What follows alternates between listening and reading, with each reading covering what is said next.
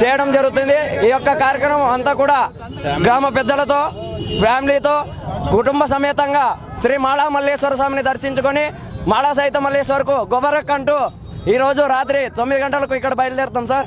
బయలుదేరిన తర్వాత అక్కడికి నుండి 12 గంటల నుండి కార్యక్రమం స్వామివారి పల్లకి ఉత్సవాలను పైన నుండి కిందకి తీసుకురావడం జరుగుతుంది। ఆ యొక్క కార్యక్రమంలో తీసుకురావడానికి మాత్రమే ఈ యొక్క కర్రను ఉపయోగిస్తారు।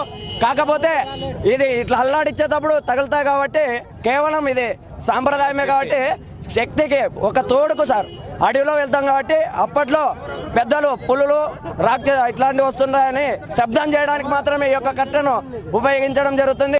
ప్రతి సంవత్సరం కొనసాగే విధంగా ఈ సంవత్సరం కూడా తమ సంప్రదాయాన్ని కొనసాగిస్తున్నామని యువత చెప్తున్న పరిస్థితి ఇది। కర్నూలు జిల్లాలో దేవరగట్టులో మరికొన్ని గంటల్లో జరుగుతున్నటువంటి కర్రల సమరం సాంప్రదాయానికి సంబంధించిన తాజా పరిస్థితి। కెమెరామెన్ రమేష్ తో